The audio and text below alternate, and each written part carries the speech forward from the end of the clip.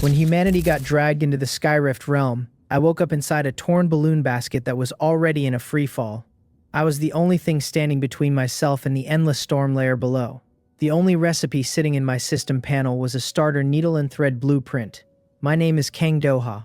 Back on Earth, I was a cheap repair handyman who patched tents, kites, and street stall covers for pocket change. Here, the strong got handed floating granite castles to live on.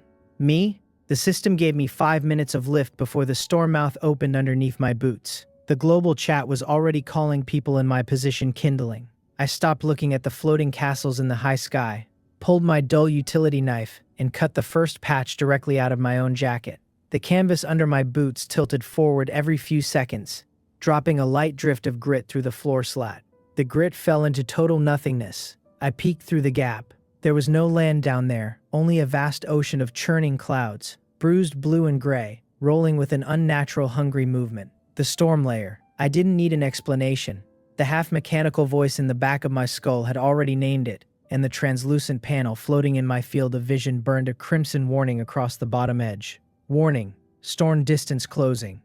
I pulled back from the slat and looked up. The canopy was in catastrophic shape. 3 massive tiers ran from the crown down to the equator line. Below it, the burner rings sputtered in long, sick bursts. Every burst lifted the basket a hand width, but the gap between bursts was stretching wider. 2 of my 4 steering lines were snapped. I had no control. No weapons. All I owned was a dull cooking knife tucked into my belt, a half flask of warm water, a cracked metal hook tied to a length of fraying rope, 1 dry biscuit wrapped in waxed paper, and the system panel behind my eyes. I tapped the screen. The menu displayed balloon status, salvage marker, windcraft recipes, inventory, and warning panel. While Arc Evolution remained locked, the system voice droned in my head, flat and unfeeling. Uncontrolled descent into the storm layer results in immediate destruction. No tutorial will be provided. Adapt or perish. I tapped balloon status. The numbers translated into clean lines I could digest on the fly. Altitude was critical. Lift time remaining was 4 minutes and 58 seconds. Canopy damage was heavy at 68%. Storm distance was dangerously close. And vessel weight was light with high instability. 5 minutes wasn't 5 minutes of life. It was 5 minutes until the canopy holes won, triggering a terminal plunge. I closed the window and opened Windcraft recipes. Exactly 1 entry was available. Starter recipe for emergency canopy patch. It required 1 patch cloth and 1 heavy needle weight to produce an emergency canopy patch. I almost scoffed. Out in the world chat flickering in the periphery of my vision, people were unlocking blueprints for mana cannons, wind turbines. Sky Tower 1 posted, "Anyone else spawn on a marble balcony with a private fountain? This view is insane." Cloud Farm replied, "Stop showing off before someone snipes you." An anonymous user posted, "Guys, the bottom 10% are literally falling into the dark clouds. Is anyone saving them?" A system moderator pinned a message. "Owners of falling vessels cannot be rescued during the novice window." I muted the chat. Scrolling through trash talk wasn't going to fix my canopy. I focused on the blueprint's material requirements. A heavy needle weight meant something capable of dragging thread through thick canvas at high altitude. A delicate sewing needle wouldn't cut it. My dull utility knife was the only pointed metal I had. I held it up to the burner flame. It will work. Next, patch cloth. The basket was decorated with 3 cloth tassels, red, blue, and green, hanging from the upper ring. I sliced them off with the knife and tossed them overboard. The basket shuddered and lifted by a hair's breadth. Every gram mattered. Next was my jacket. It was heavy canvas, long-sleeved, the exact stuff I used to patch structural tent corners with back home. I stripped it off and cut a clean, wide rectangle out of the back panel. The biting altitude wind hit my bare shoulders instantly. It was a cold reminder that high air was thin and freezing. I couldn't afford to waste body heat. I punched a hole through the cut fabric with the knife tip, threaded my fraying rope through it, anchored the blade haft, and scrambled up the burner ladder toward the crown. The basket swayed violently beneath me. I hooked my boot through the rung, jammed my shin against the iron burner ring for balance, and reached up. The largest tier ran 2 meters along a seam. I pulled my jacket patch tight across the gap, rammed the knife through the canvas, and threw myself into a rapid running stitch. My hands worked on pure instinct, the same crude rhythm I used on street stall awnings for cheap tourists. The cloth was thick, and the stitches were ugly, but as I pulled the line taut, the patch flattened tight. The screaming wind stopped opening the tier and started pushing against it instead. A system chime sounded. Recipe completed. Emergency canopy patch. Lift time extended by 8 minutes. Canopy damage downgraded to moderate. Balloon status updated. The countdown timer froze, then adjusted to 8 minutes. I climbed down the ladder with the knife grip between my teeth, sank onto the floorboards, and finally let out a breath. 8 minutes was still a death sentence. I needed raw materials, and I needed them now. I tapped salvage marker. A faint ping pulsed on my interface. Salvage detected.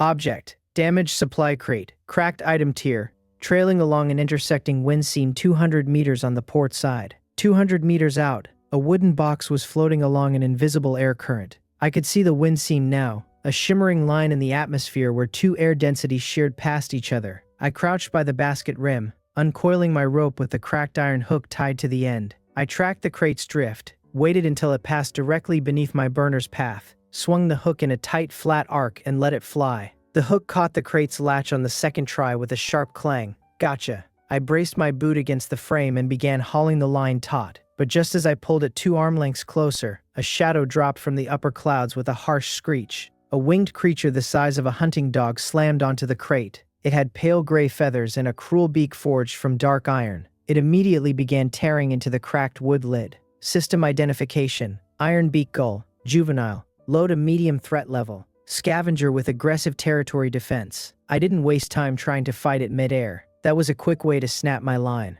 Instead, I kept hauling. The bird was doing the heavy lifting for me, ripping the stubborn crate open with its beak. By the time the box bumped against my basket rim, the gull was half buried inside the shattered lid, oblivious to its surroundings. I dropped the haul line, drew my knife, and struck. I jammed the blade straight into the exposed wing joint, right where the feathers thinned near the bone. The bird didn't even have time to shriek. Its body convulsed, the joint snapped, and it went limp across the crate. I grabbed both the crate and the carcass, heaving them onto the basket floor in one hard pull. Items acquired: large torn sailcloth, water gourd half full of fresh water, salt-cured sky meat, sharp iron feather, dim blue lesser monster core, and 4 salvage wood splints. I harvested the gull instantly. Street stall life meant I could dress a bird in under 5 minutes. The system automatically parsed the meat, bones, and iron feathers into separate inventory slots. Suddenly, my interface flashed brightly. Recipe unlocked. Reinforced canopy patch. Requirements: 1 torn sailcloth, 2 wood splints, and 1 needle weight. Effect: restores canopy integrity with high resistance to wind shear. No time to rest. I grabbed the sailcloth and splints, shimming right back up the burner ladder. I laid the thick sailcloth over the second tear, slid a crate wood splint through the fabric as a stiffener, and stitched it down tightly with the iron feather I'd looted. The high-altitude wind slammed into the basket sideways, trying to tear the cloth out of my freezing fingers. I locked my arm around the burning hot iron ring, ignoring the heat, and forced the final knot into place. A system chime rang out. Critical crafting success. Reinforced canopy patch applied. Canopy damage downgraded to light. Vessel status: descent halted. Flight stabilized. Lift time remaining: 22 minutes and 40 seconds. The burner caught with a steady roaring flame. The terrifying tilt vanished, leaving the basket riding smooth and level. I sat down against the basket wall, flexing my burning, blood-stained fingers. I wasn't falling anymore. I took a swig of fresh water, chewed a corner of the salted meat, and pulled up the Sky Market. Dozens of listings were already scrolling across the screen. Desperate players dumping rare crafting mats for clean water, or lucky players with floating platforms selling surplus wood for wind coins. I looked at my iron feather and the blue monster core. Selling them now would be a rookie mistake. In survival games, raw monster materials were always worth 10 times more once you unlocked the corresponding weapon or engine blueprints. Let the buyers break the lid first. The piece lasted less than 2 minutes. A low warning horn blared directly inside my skull. The warning panel on the basket rim flashed a violent, pulsing crimson. Emergency alert. High-yield salvage drift detected.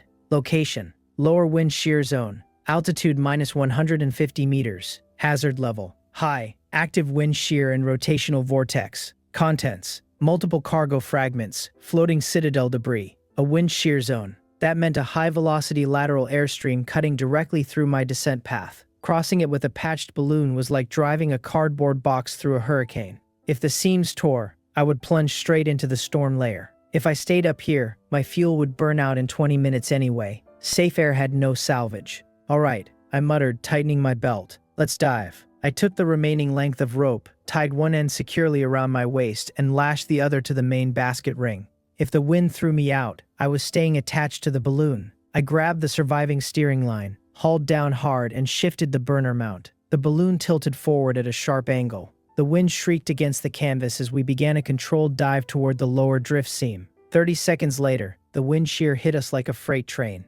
A violent crash shook the entire basket. The frame whipped 90 degrees in an instant. The floor dropped out from under my boots, and my body flew over the rim. The safety rope snapped taut against my ribs, knocking the wind out of my lungs before slamming me back onto the floor slats. The first patch, the one made from my jacket, flapped violently as its lower corner peeled back. Hold together, damn it. The burner ring groaned on its iron mounts, swinging wildly. A heavy burner suspended on cables in a crosswind created a pendulum effect, threatening to flip the entire basket upside down.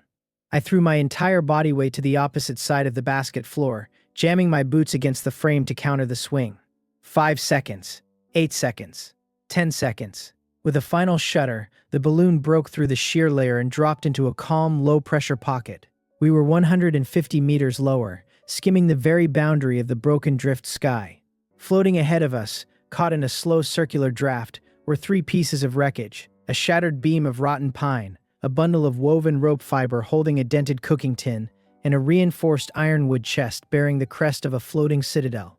Castle trash. What a high-altitude fortress threw away was a treasure trove for someone living in a wicker basket. I pulled out the hook and threw. The first cast snagged the rope bundle. I hauled it in cleanly. 2 full coils of high-grade hemp fiber and a dented tin pot. The chest was trickier. It was caught in the downward spiral of the vortex, sinking toward the storm layer.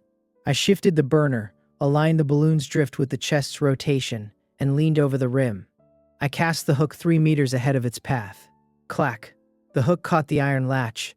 I braced my boots and hauled with everything I had. The chest slammed against the basket rim, and I dragged it onto the floorboards. I pried the lock with the tip of my knife. The lid popped open. Inside was a survival jackpot, a glass flask filled with thick golden resin, a pair of heavy fleece-lined leather work gloves, a sealed pouch of coarse black heat-storing sand, 2 strips of thick pepper-cured skyboar bacon wrapped in parchment, and resting in a padded velvet recess, a 15-centimeter needle carved from polished skybeast bone, threaded with a spool of shimmering silver skythread cord, a real bone needle, and industrial-grade cloud resin. Now we're talking, I breathed, sliding the gloves over my frozen fingers. The fleece lining was instantly warm, and feeling rushed back into my numb fingertips. Before I could inspect the third salvage piece, a heavy shadow fell across the basket. The light went out above me. I looked up. A massive translucent bell-shaped creature had draped itself completely over the top of the canopy. It was glowing with a pale, sickly cyan light. Long, rope-like tentacles trailed down from the bell, slithering over the canvas and wrapping tightly around the iron burner ring. System warning. Monster identified as wind jellyfish, adult aerial parasite and thermal predator. Heat absorption active. Burner temperature plunging. The jellyfish was feeding on the burner's flame. Every second the tentacles remained clamped to the metal. The temperature dropped. The hot air inside the canopy began to cool, and the lift time on my panel started plummeting like a stone. 14 minutes. 11 minutes. 8 minutes. Panic would only make me fall faster. Thermal predator. It lives in the dark lower drift. That means it is light sensitive. I opened inventory, summoned the dented tin pot into my left hand, and held it directly beside the sputtering burner flame. The polished interior caught the fire and focused it into a blinding beam of golden light, aimed straight at the creature's underside. In the center of the jellyfish's bell was a pulsing, dark blue ganglion core. The concentrated beam hit the core dead center. A harsh hiss broke out as the beast shuddered in pain. The monster convulsed. The tentacles clamped around the burner shook, losing their suction. One of the thickest limbs slipped off the metal ring and dangled right above the basket rim. I lunged forward with the knife. I did not hack at the thickest part. I found the tension knot near the base, the exact spot where a hanging rope carried the most stress, and sawed through in 2 clean, forceful strokes. A thick, clear membrane parted. The tentacle dropped onto the basket floor. 3 tentacles remained on the burner. The creature was recovering from the glare, its bell contracting to crush the canvas. I needed the basket to rise instantly to peel the burner away from the monster. I reached out with the hook, snagged the rotten pine beam drifting beside the basket, and hauled it over the rim. With a quick stomp against my knee, I snapped the rotting wood in two and hurled both heavy chunks into the empty air. The basket instantly shed 30 kilograms of dead weight. The balloon surged upward with a sharp jolt. Caught off guard by the sudden acceleration, the jellyfish's remaining tentacles slipped 2 feet down the burner frame. I climbed the ladder, tin pot in one hand, knife in the other. I flashed the core point blank, and as the creature flinched, I severed the remaining 2 tentacles with rapid diagonal slashes. The main body of the jellyfish detached from the canopy and drifted backward into the wind stream. One final trailing filament caught on the corner of my reinforced patch, dragging the canvas downward. I climbed to the top rung, leaned over the hot burner, and sawed the final strand free. The monster was swallowed by the storm clouds below. A flurry of notifications echoed in my mind. Combat ended. Wind jellyfish repelled.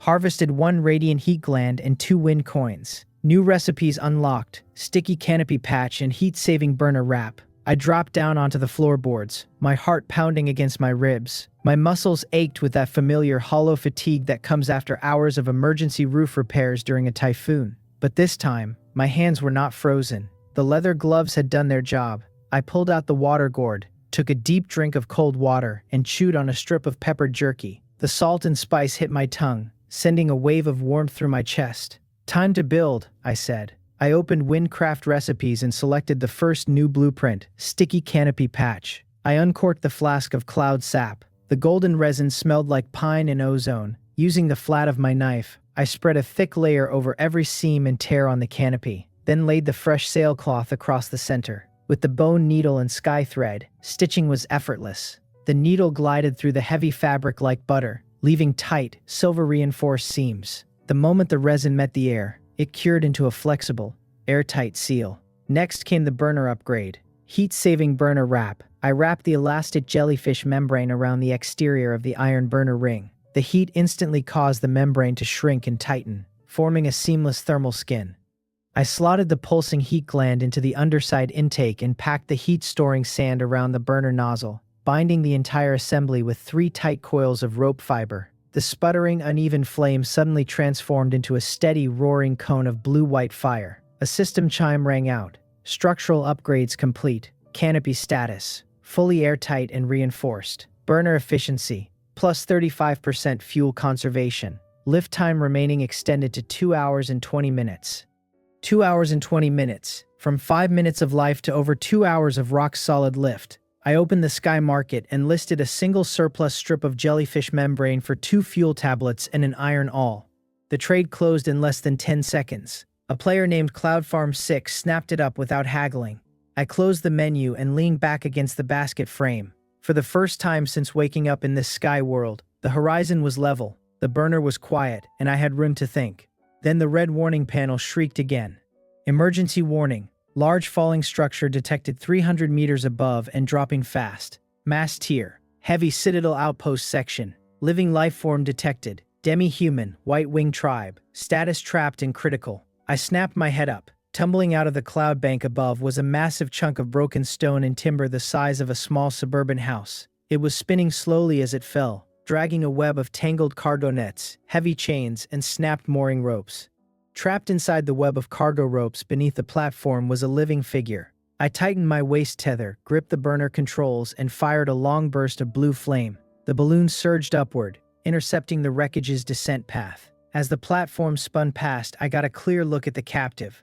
It was a young woman with a pair of massive, feathered white wings. One wing was pinned flat against the timber by a thick cargo net, its primary feathers stained with dark crimson. The other wing was beating frantically against the ropes, trying in vain to slow their fall. 2 broken iron harpoon tips were embedded in the wood beside her, their barbed heads dripping with sky beast poison. I threw my hook into the platform's main cargo mesh, pulled the basket alongside the spinning wreckage, and leaped onto the timber beam. The woman glared at me through a tangle of raven hair. Her left eye was bruised shut, but her right eye blazed like polished amber. "Get away from me, scavenger," she snarled in crisp, accented sky tongue. "You touch one of my feathers and I will rip your throat out." "Save your breath," I grunted, drawing my kitchen knife. "I do not sell feathers." I slashed through the thick hemp rope pinning her good wing. The tension released with a loud thwack, and the platform tilted sharply. "What are you doing?" she spat, struggling against the remaining net. Cutting you loose before this rock drags us both into the storm layer, I said. I sawed through the second line holding her broken wing. She let out a sharp gasp of pain as the crushed joint came free, pulling the wing tight against her ribs. With 2 swift cuts, I severed the main net tether. The stone platform dropped away instantly, plunging into the cloud bank below. The girl fell. I caught her under the arms, threw my weight backward, and hauled her over the rim of my balloon basket. We both slammed onto the floorboards in a heap. She did not stay down for half a second. Despite her broken wing and bleeding shoulders, she rolled to her feet, backed against the far side of the basket, and raised her clawed hands in a combat stance. I grabbed the heavy crate lid and held it up like a riot shield. A loud bang echoed as her fist struck the pine wood, cracking the grain. She struck it a second time, her amber eye burning with feral rage. "Look around you," I said in a flat, calm voice. "This basket is 2 meters wide. The burner ring is right behind your head. If you hit that hot iron, you will burn your remaining wing off, and we will both flip over." She froze, her chest heaving. She looked at the patched canvas canopy, the glowing blue burner flame, and the endless drop beyond the wicker rim. "Who are you?" she hissed. "Are you with the fortress hunters?" "I am Kang Doha, a handyman," I said, setting the crate lid down slowly. "And this balloon is way too small for kidnapping. Sit down before you break your other wing." The system registered her profile. Bake Rena, demi-human of the White Wing tribe suffering from severe wing fracture, blood loss, and exhaustion. She glared at me for 3 long seconds, realized she had nowhere to run, and sank slowly against the basket rim. A system chime sounded. Salvage recovered from platform tether. 2 coils of heavy castle rope, 1 hardwood platform plank, and 2 combat tier hardened steel hunter harpoon bolt tips. I pocketed the bolt tips. They were 40 centimeters long, triangular and lethal. Before I could say another word, the sky around us went dead silent. The warning panel flared a deep bloody purple. Extreme hazard. Sky Wolf Pack, 6 units approaching. Behavior, tracking blood scent. Target, basket platform. Bake Rena's head snapped toward the upper wind seam. "Wolves," she whispered, her voice tightening. "They smelled my blood." "How do they hunt?" I asked immediately. "They dive from the upper wind seam," she said, her amber eye locked on the gray clouds above. "The pack leader will target the canopy first to collapse the balloon. The others will leap from below to drag the basket down." "Good to know," I said. I grabbed a coil of heavy castle rope, uncorked the cloud sap, and slathered the resin along a 2-meter loop. The resin stiffened the thick rope into a rigid semicircular snare loop. "Rena, watch the seams. Call their angles." She looked at the snare, then at my face. She gave a single sharp nod. "Above. First one coming from 2 o'clock. A beast the size of a dire wolf broke through the upper cloud bank. Its fur was the color of wet slate, and its maw was lined with serrated iron-like fangs. It dove with its claws outstretched, aiming straight for the canopy crown. I leaned over the burner and thrust the rigid snare loop directly into its dive path. Thump! The wolf's head jammed straight through the loop. Its forward momentum snapped the snare shut around its throat. The heavy beast swung in a wide arc past the basket. I did not hesitate. I brought my knife down across the anchor line. Snap! The wolf plunged silently into the empty air, swallowed by the storm layer 3,000 meters below. "Below us! 9 o'clock!" Rena shouted. The second wolf was climbing an updraft from beneath the basket. Because it was leaping upward against gravity, it was slower. I swung the second snare loop wide over the rim. The loop caught the beast across its front shoulders. I kicked the basket rim to tilt the angle, severed the cord, and watched the second wolf drop into the abyss. "Canopy!" Rena cried. One crawled past the rigging. The third wolf had not leaped. It had dropped onto the upper curve of the canvas and was slithering down toward the burner, its claws digging into the fresh patches. I grabbed the ladder and scrambled up 3 rungs, holding one of the salvaged steel harpoon bolt tips in my right hand. The wolf snarled, lunging down at my face. I dodged sideways and rammed the heavy triangular bolt tip straight up under its jaw, driving the hardened steel deep into its skull. The beast shuddered and went rigid. I shoved the dead weight off the canopy, watching the carcass tumble past the basket into the clouds. A loud crack echoed across the frame. A fourth wolf hooked its forepaws over the wicker rim on Rena's side, its jaws snapping inches from her boots. Rena threw her entire body weight to the left, tilting the floorboards. The sudden shift gave me the angle I needed. I lunged across the basket and brought my heavy work boot down on the wolf's snout with all my strength. The wolf's grip slipped. It clawed at empty air as it fell into the void. The remaining 2 wolves circled once in the upper drift, saw 4 of their pack vanish into the abyss, and broke away into the distant cloud bank. Combat complete. Skywolf pack repelled. Harvested 2 skywolf fangs, 1 refined beast leather, and recovered the hardened bolt tip. I dropped onto the floorboards for the 3rd time today. My knuckles were bruised and my jacket was soaked with cold sweat.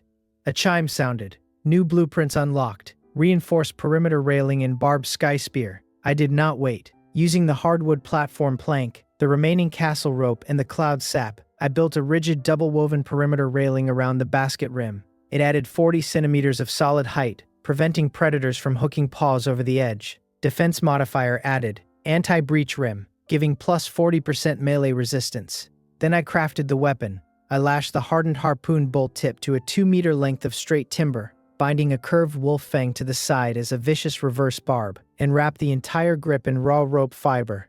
Item crafted. Barbed bone spear. Masterwork quality. High attack power with anti-air piercing trait. I set the spear into the corner of the basket, right where I used to keep my heavy broom in the repair shop. Silence returned to the broken drift sky. Rena sat huddled against the burner side of the basket, holding her broken wing against her ribs. Her face was pale from blood loss. "The second joint is shattered," she said quietly, her voice stripped of its earlier venom. "I cannot reach the angle to set the bone." I picked up the bone needle, a roll of elastic jellyfish membrane, and the wooden splint from the salvage chest. "Hold still," I said, moving over to her. She flinched as my gloved fingers touched the feathered muscle, but she did not pull away. The break was clean across the secondary radius bone. I aligned the fracture, set the timber brace against the underside of the joint, and wrapped it tightly in warm elastic jellyfish membrane. Finally, I bound the splint with 3 crisscrossing passes of hemp thread. It was not a surgeon's dressing. It was the exact technique I used to brace snapped aluminum tent poles during windy festivals. The principles were the same. Reduce tension, brace the stress points, keep it rigid. When I finished, Rena carefully folded the braced wing against her side. The trembling in her shoulders stopped. She looked at the clean silver stitching on the splint, then looked up at me. "The men who hunted me," she said, her amber eye dark and serious. "They come from an ironclad sky fortress. Their leader is a ranker named Jang Muyol. They harvest demi-human wings to sell on the high markets, and they strip falling vessels for scrap." She paused, looking out over the wicker rim. "My blood on that broken platform. His tracking hounds will catch the scent eventually." I picked up the newly crafted bone spear, tested its balance, and leaned it against the railing. "Let them come," I said. "Flight status, stable. Lift time remaining, 1 hour and 38 minutes. Vessel condition, fortified." Below us, the storm layer rolled in endless blue silence. Above us, far beyond the cloud ceiling, the floating citadels glittered like cold stars. And somewhere in the upper sky, aboard a heavily armed ironclad fortress, a man named Jang Muyol stared at a flashing radar ping tracking a fresh blood trail, and ordered his crew to load the heavy harpoon cannons. Far above the lower boundary of the broken drift sky, Jang Muyol slid a heavy steel harpoon shaft into the locking channel of his deck cannon. He clamped the locking pin with a heavy click, sighted down the iron groove, and ran the braided steel line through his gloved fingers to check for twists. His radar panel pulsed with a steady crimson alert, confirming a white-wing scent aboard a patched balloon with low salvage value, and authorizing an immediate attack. He did not broadcast a warning. He did not open the area chat. His floating fortress hummed beneath his boots. 3 reinforced iron deck plates bolted to a massive gas envelope, equipped with a wind turbine, an auxiliary fuel rack, and a high-torque mechanical winch. He had stripped 12 falling vessels for scrap this season. The 13th was 200 meters below his bow, drifting sluggishly under a patched canvas canopy. He saw no reason to stop at 12. Meanwhile, 300 meters below, I was sitting on my basket floor across from a sharp-tongued white-winged demi-human who had just informed me she was not my pet. "And my balloon is in a cage," I muttered under my breath, checking the panel. Rena had folded her good wing beneath her as a cushion. Her broken wing remained tightly bound against her ribs, my tent-pole splint holding the fractured bone rigid. She had stopped glaring at me. Her amber eye was fixed on a narrow wind seam running between 2 massive cloud banks east of the burner, her head tilted at a sharp angle. She was reading the atmosphere. I did not interrupt her. I opened Windcraft recipes and reviewed the newly unlocked blueprints while the lift time counter above the burner held steady at 96 minutes.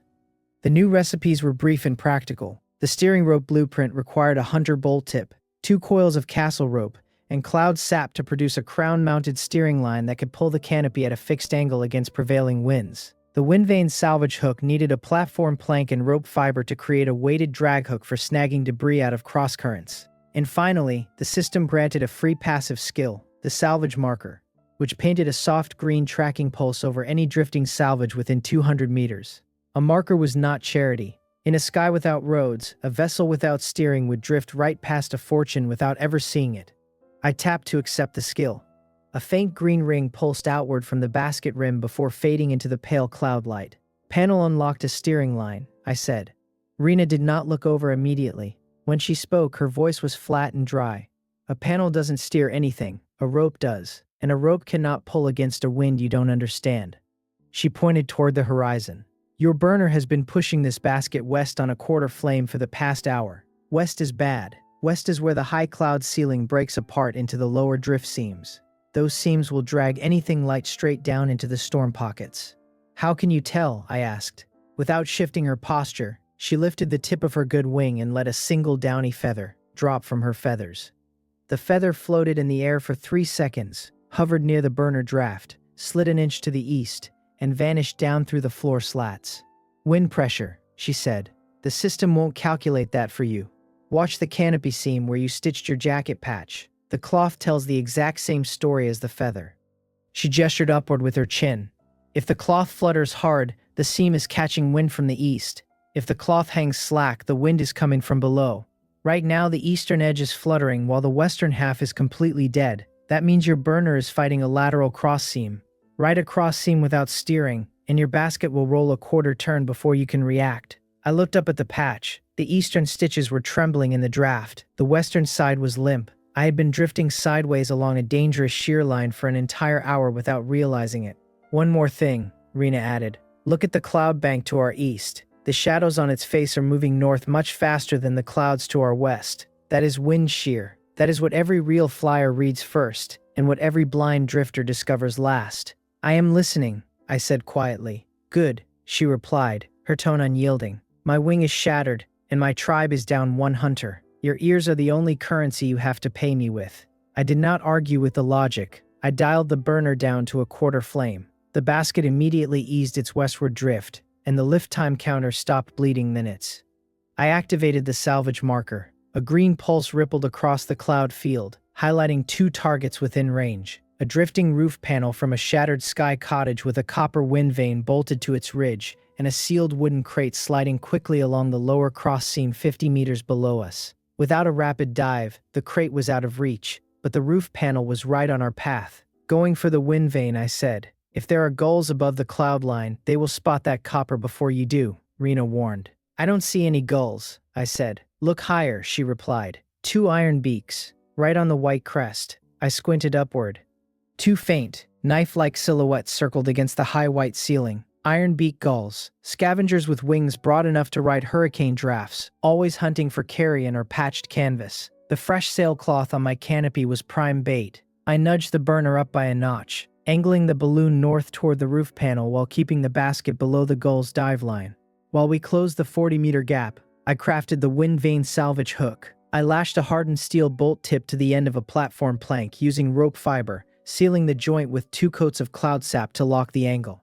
It was crude, heavy at the tip, and built for a flat, stable swing. I climbed the burner ladder with the hook in my right hand. The cottage roof drifted alongside the basket. The copper wind vane was fully intact, featuring a directional arrow etched with cardinal markers and a rotating bronze bearing cup at the base. That bearing cup was exactly what I needed to let my steering line rotate freely. As the roof ridge slid past, I swung the hook. The steel tip bit into the base of the vane. I jerked the line back hard. With a sharp crack of splintering timber, the copper vane tore free from the roof and swung into my grip. A shadow dropped from the sun. Drop, Rena shouted. I ducked instinctively against the ladder. An iron beak ripped through the air where my head had been half a second earlier, its wingtip grazing the outer edge of my canopy patch.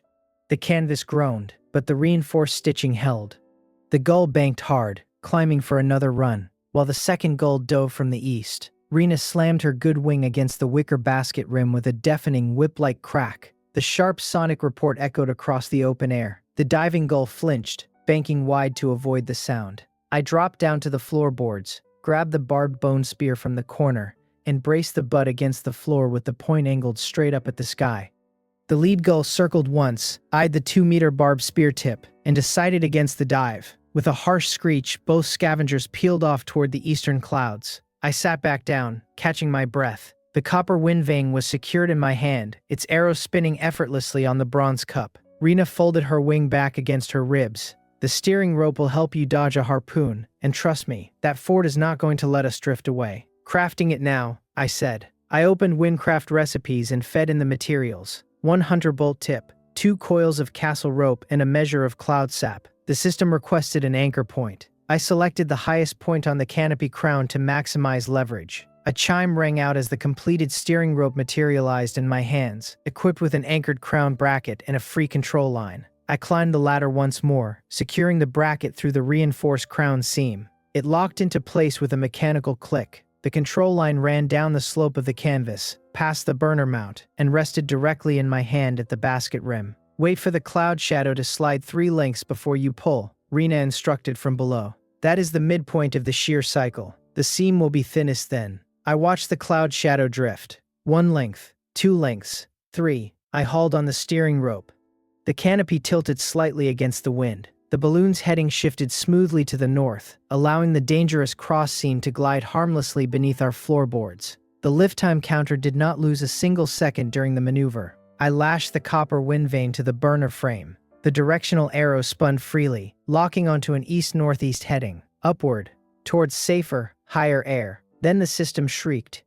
A high-priority warning flared across the panel. Owner attack inbound from Zhang Muyo's floating harpoon fort, closing in from 200 meters at 40 meters per cycle. Rena was already looking up. The harpoon is aimed at the plank bundle on the lower frame. He isn't trying to pop the balloon, he wants to drag the basket sideways and rip it off the burner ring.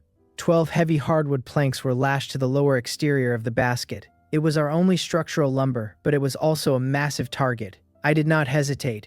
I drew my utility knife and slashed through the lashing rope. The wet cloud sap gave way in 2 clean cuts. The bundle dropped into the empty air, scattering planks across the updrafts. A fraction of a second later, a heavy iron harpoon tore through the space the lumber had occupied. The barbed head snagged the trailing end of the severed lash rope, snapping the line taut. A distant mechanical winch groaned in the clouds above as the fortress hauled the empty line back up. The harpoon had caught nothing but dead rope. The warning panel settled into a calm green status, confirming the attack was resolved with the vessel intact and only the salvage bundle lost.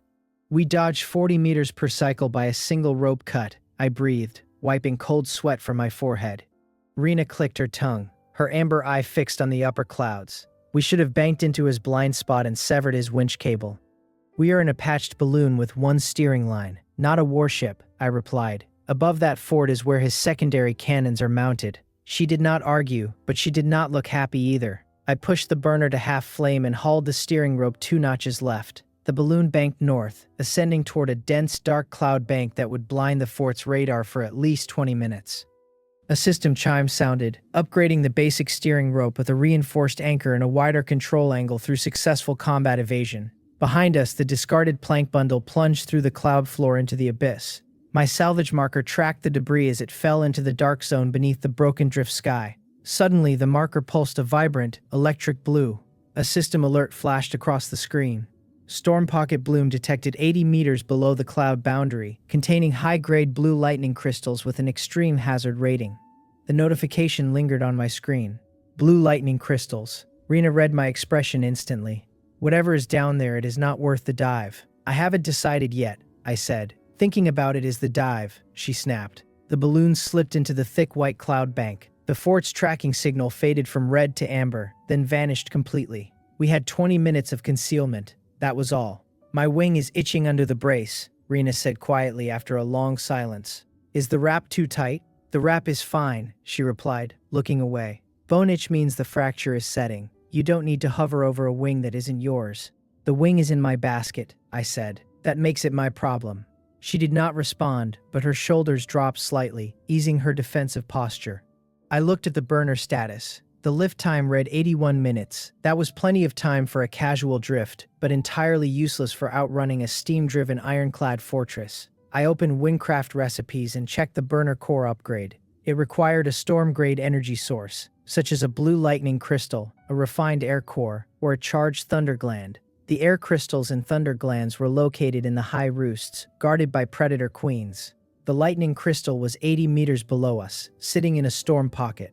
"We can't outrun that fort," I said, meeting Rena's eye. "The moment we leave this cloud bank, his radar will lock onto us again. Clouds drift, but his engines move faster." "You want to dive into the storm pocket," she said. "If we stay up here, we get harpooned. If we dive, we at least have a shot at an engine upgrade." She stared at me, then let out a slow breath. "Keep the burner low on the descent. Storm pockets generate massive gravitational suction. If you enter too fast, the updraft will tear the canopy off." "Guide me through the seams," I said. "My wing is broken," she replied. "Your wing is broken, but your eyes aren't." "My eyes are fine," she muttered.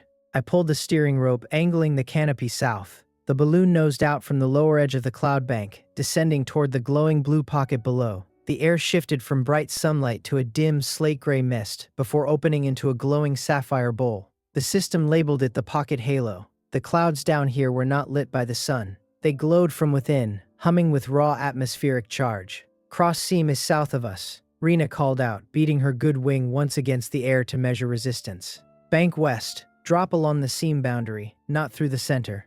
I followed her call, easing the steering line west. 80 meters down, the cloud mist cleared, revealing the center of the pocket.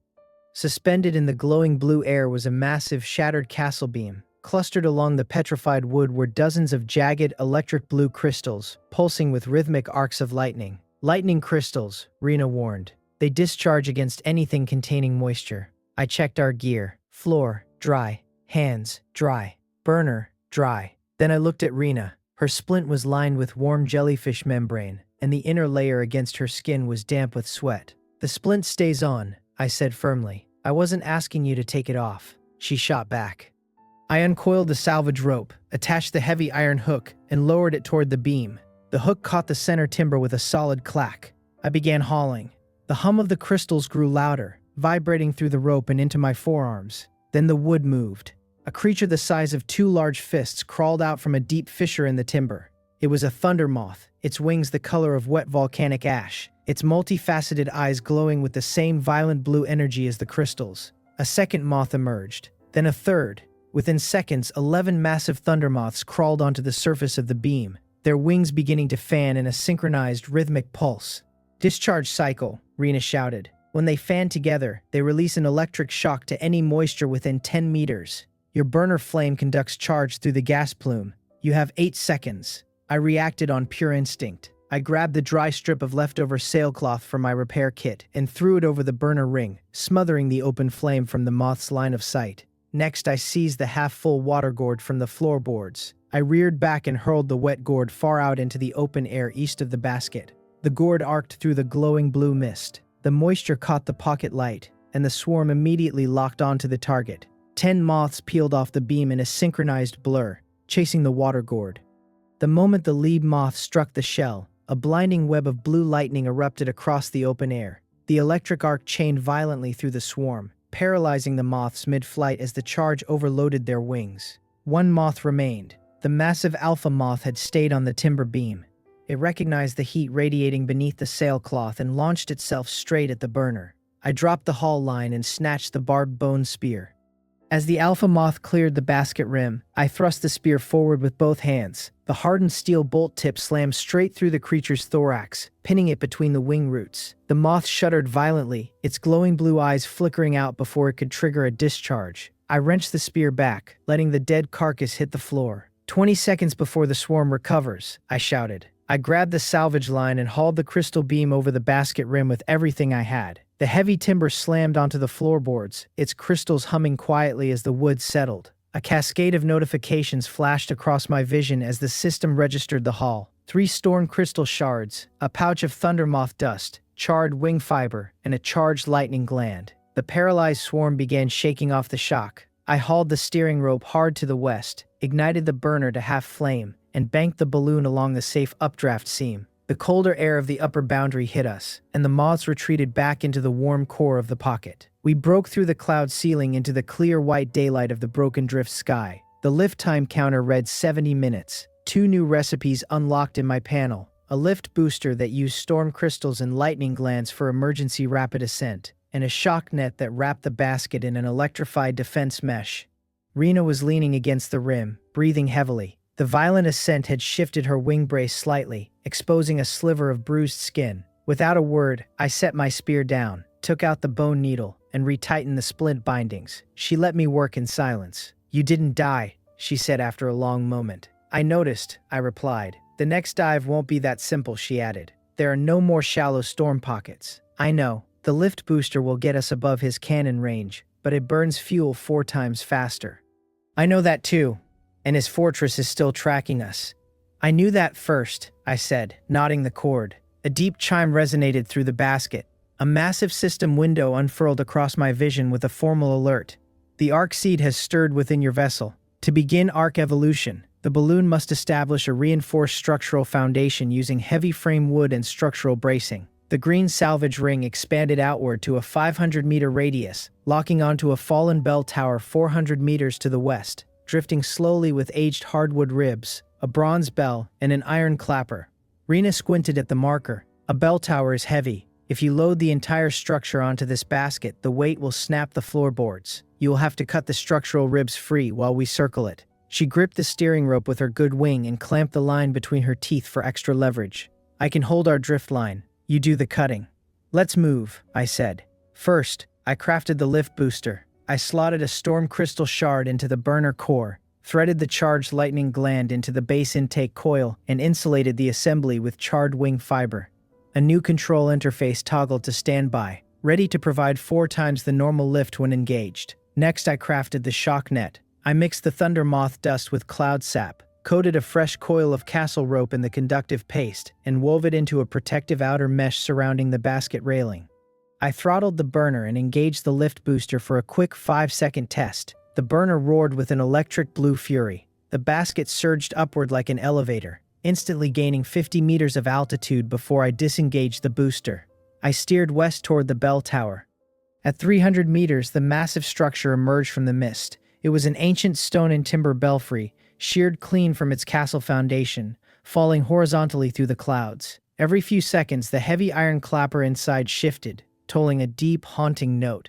Running along the length of the structure were 6 massive, curved hardwood ribs, seasoned by centuries of sky weather. "Tower is rolling clockwise," Rena called out around the rope in her teeth. "Land on the western face. That side won't roll into the balloon." I slung the bone spear across my back, secured the utility knife in my belt, and grabbed the iron hook. "Holding line," Rena yelled. I leaped.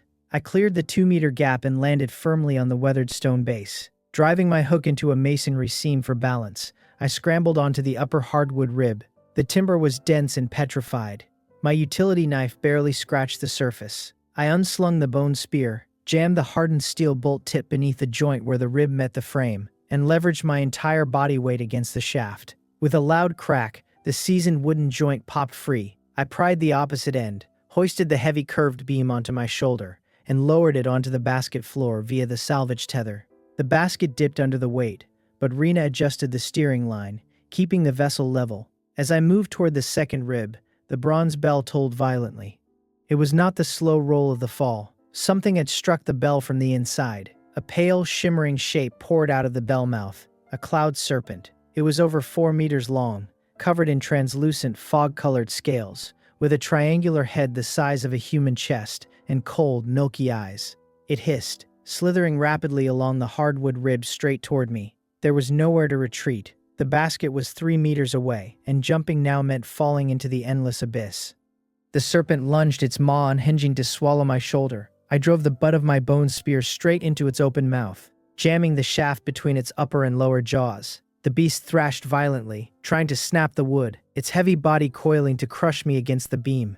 I looked up. The massive bronze bell hung 2 meters above, its solid iron clapper dangling from an old rusted chain link. I dropped the spear grip, drew my utility knife, and scrambled up the belfry frame. I jammed the blade into the corroded chain link and sawed with frantic strength. The rusted iron gave way. The 100-kilogram iron clapper dropped like a meteor. It struck the serpent's jammed open mouth dead center, driving the beast's skull down against the timber rib and pinning its head flat against the wood. The serpent convulsed once, its heavy tail going limp as the sheer weight of the clapper crushed its spine. I didn't waste a second. I retrieved my spear, jammed the tip under the remaining hardwood joints, and began prying. 1 rib, 2 ribs, 3 ribs. I pried 6 massive curved beams free, lowering each one down to the basket floor, along with a length of heavy bell chain, a strip of durable cloud serpent scales, and a bolt of heavy waterproof canvas stored beneath the belfry roof. A deep crack echoed through the stone. The belfry's sheared foundation was giving way under the strain.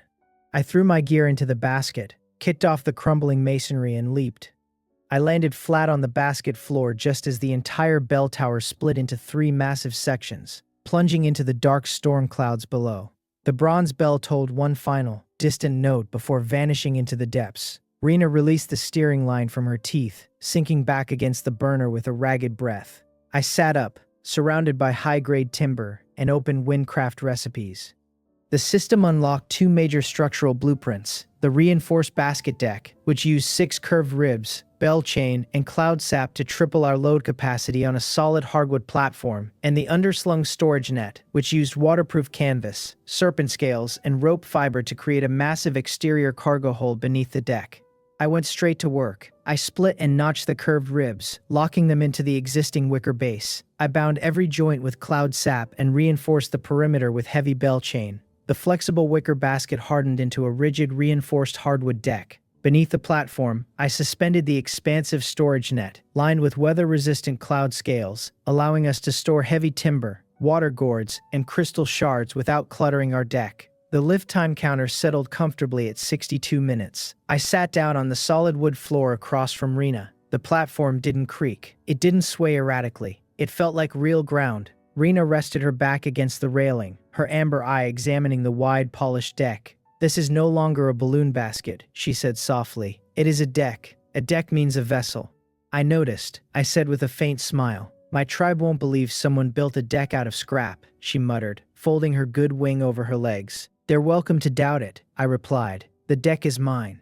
She looked at me for a long moment, the hostility completely gone from her expression. Her shoulders eased, and she closed her eyes to rest. Then the warning panel flared. Amber, yellow, blood red. A heavy alert rolled across the screen. Owner attack tracking resumed. Jang Muiol's ironclad fortress had locked onto the scent of our high-grade storm crystals, closing from 400 meters at 60 meters per cycle. I looked up through the cloud ceiling. A massive, iron-plated war vessel was descending rapidly through our wake, its steam-powered turbines churning the mist. Mounted on its reinforced bow, a heavy harpoon cannon was steadily swinging into position, its sights locked directly onto the glowing storm crystals in our underslung cargo net. The distance ticked down. 300 meters. 200 meters. Rena opened her amber eye, her hand reaching for the deck rail. He caught the crystal scent. I gripped the barbed bone spear, resting the butt against the solid hardwood deck. "Let him come," I said. The heavy steel harpoon shaft erupted from the cannon mouth the instant the words left my lips. I saw the muzzle flash in the same split second the muffled cannon boom rolled across the cloud bank. This was not a warning shot. It was a heavy, iron-tipped salvage shaft with a cruel backward barb at the throat, trailing thick, braided winch cable behind it. The fort's gunner had aimed directly for the center of our underslung storage net. I did not have time to steer. The steering rope answered too slowly for point-blank artillery. I threw my entire body weight against the burner frame and jammed the lift booster wide open with the heel of my palm. The blue flame roared violently. The basket surged upward 1/2 meter in a sudden, sickening jolt. It was not enough to dodge the shot completely, but the sudden leap shifted the angle of our hull. The iron barb grazed the reinforced corner of the storage net where the cloud serpent scales were stitched in. The hardened scales deflected the point, sending the shaft skipping along the underside of the hull with a screech of tearing canvas. It finished its arc with a heavy ringing clang against our bell chain brace, vibrating through the hardwood floorboards and rattling my teeth. The harpoon plummeted into empty air, and the trailing winch line went slack. The fort had missed the net, but the impact left a deep gouge in our frame and a tear along the corner seam. I instantly dialed the lift booster back down to half flame. Burning through our entire energy reserve in a single burst was suicide during a pursuit. The lift time counter bled 6 minutes in a single second, a painful reminder of the booster's cost. "He is reloading," Rena called out, her amber eye locked on the upper cloud line. "I see him," I replied. A mechanical winch on the fortress deck was already grinding, hauling the second shaft onto the iron launch rail. The warship had closed the distance to 200 meters, descending through the mist. At this range, I could clearly see the silhouette of a deck gunner adjusting the cannon's traverse. "What is the plan?" Rena asked. "We can't outrun that warship in a straight climb," I said. "He has steam-driven turbines, heavy deck plating, and endless fuel. We have a reinforced basket, a torn cargo net, and a half-depleted booster. We need cover." "What kind of cover?" "An obstacle he cannot follow us through," I said, scanning the horizon. "A narrow air seam, a blind spot, anything that breaks his line of sight for 30 seconds. "North," Rena said immediately. "What is north?" "The Cloudstone Cliff," she answered. "The one where my tribe used to harvest raw air crystals. It is a massive floating island with hollow underbelly caverns. Sky beasts nest along the underside to feed on the crystal seams. It is 15 minutes northwest under a steady crosscurrent. His fortress is too wide to enter the lower hollow, and the roosting queen will tear his gas envelope to shreds if he hovers too close." "Will the queen attack our balloon?" I asked. "Our canopy is much smaller," she said. "The queen sleeps deeply unless something massive disturbs the cliff. The lesser scavengers will wake first, but a careful climber can extract the crystal nodules and slip away before she stirs." "Are you certain?"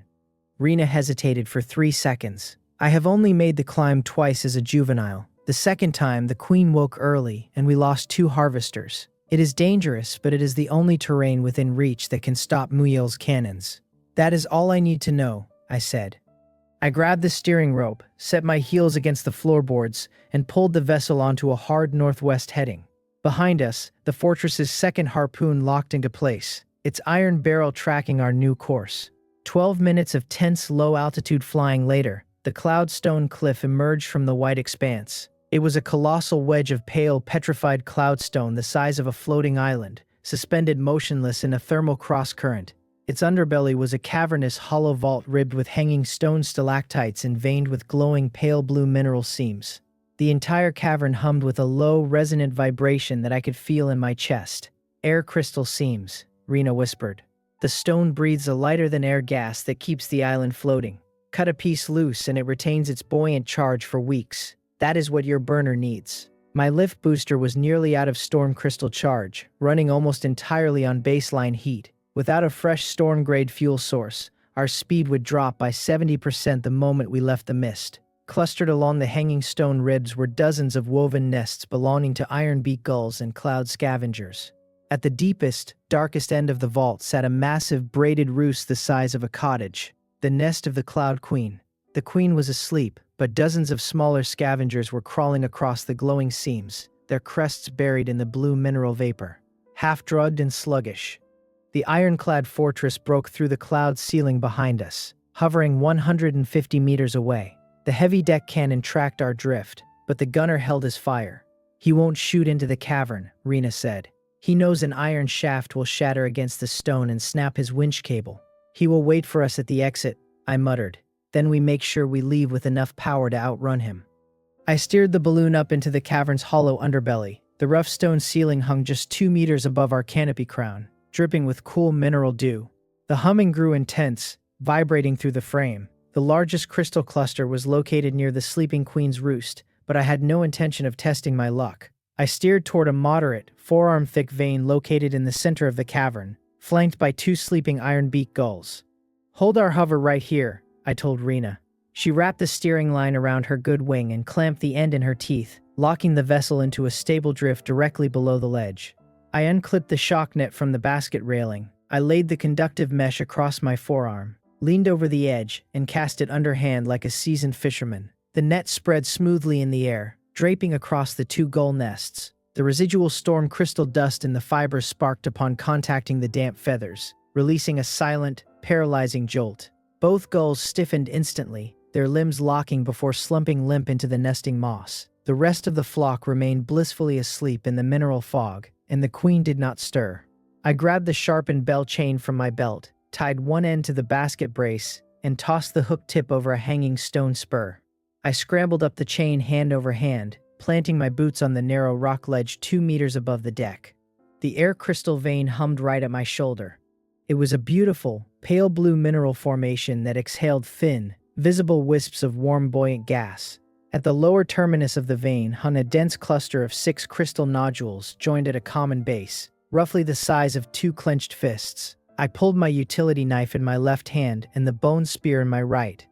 I used the knife to score a deep groove through the softer petrified stone at the base of the cluster, then jammed the spear's hardened bolt tip into the seam. I leaned my full body weight against the shaft. The stone groaned, beginning to fracture. A thunderous cannon boom echoed across the outer face of the cliff. The impact was not aimed at our balloon. It struck the upper rock shelf far above the cavern entrance. The entire island shuddered. A shower of pale stone dust rained down across the ledges, and the humming in the crystal veins spiked sharply. The nesting scavengers instantly lifted their heads from the gas, their eyes widening in panic. "He fired into the ceiling," Rena hissed from below. "He is trying to trigger a stampede." Zhang Muil had deliberately shot the cliff face to wake the colony, hoping the rampaging beast would shred our balloon so he could salvage our remains from the lower clouds. "Break, damn you!" I grunted, throwing my weight onto the spear. At the far end of the cavern, a massive shape shifted within the queen's roost. The crystal seam gave way with a loud crack. The 6-nodule cluster parted from the stone, falling into my arms. It was warm to the touch, exhaling buoyant vapor that pushed gently against my chest.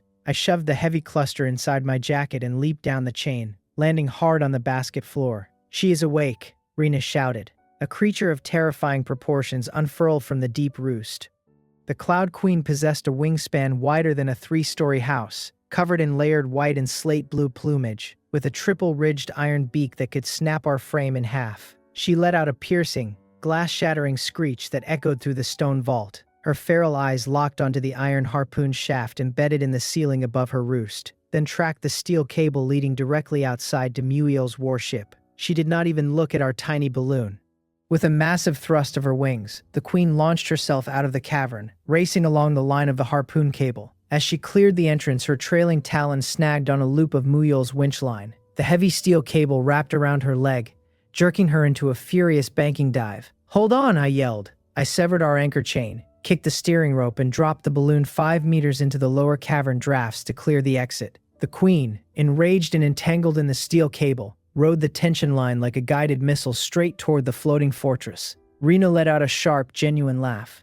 "She is dragging his own line back to him." I thrust the air crystal cluster directly into the burner intake. The mineral vapor leaked from the cut stem, feeding into the flame. The burner roared to life with an intense, sapphire blue blaze without me even touching the throttle. The lift time counter surged upward at an astonishing rate. A new recipe completed automatically in my panel. Stable burner core. By wrapping the air crystal cluster in insulated nest cloth and burner-grade rope, the burner converted the raw gas into a permanent, hyper-efficient flame. Our lift time climbed out of the minutes column and locked at a solid 6 hours. 6 hours of rock-solid, uninterrupted flight. A deafening crash shook the open air beyond the cliff.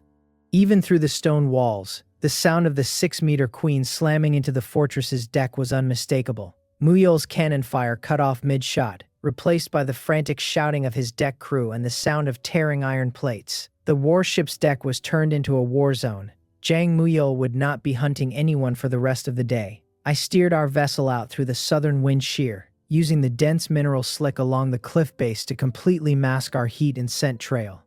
I took stock of what we had gathered during the escape: 6 air crystal nodules securely fueling our core, 2 durable gull eggs, 3 craft-grade feathers, a slick of worn nest adhesive, and a rare queen feather fragment that had snagged on my sleeve during the jump. The system flagged the queen feather as a rare progression component, saving it for future advanced blueprints. Rena leaned against the deck rail, her breathing steadying as she looked out over the open horizon. "My tribe's ancestral roost is located half a day northwest along the upper Storm Maw edge," she said quietly. "It was abandoned when the castle hunters attacked, but the structural materials in our elder navigation charm should still be intact." "What kind of charm?" I asked. "The Bone Root Charm," she replied. "It is an ancient map carved with the secret wind channels of the High Drift. My memory only holds the currents I have flown myself, but the charm holds the roots of our ancestors." "Then we make a stop," I said. "We recover the materials, we reinforce your wing splint, and we take the charm." We rode the steady northwest current across the afternoon sky. The stable burner core performed flawlessly, keeping our altitude locked while the copper wind vane held our heading true. While Rena rested, I took the steering line, feeling the smooth, responsive resistance of our reinforced frame. We were no longer a falling wicker basket drifting toward death. We were a real vessel. By evening, The sky ahead darkened into a bruised purple expanse, where the lightning cloud banks met the upper edge of the storm maw. Perched within a dense cloud shelf was the White-Winged Tribe's abandoned roost, a massive bowl-shaped structure woven from petrified timber, sky resin, and bleached bone slats. The signs of the past attack were evident. Heavy hunter harpoons were still embedded in the outer frame, surrounded by severed nets and broken eggshells. I brought the balloon alongside the lower platform.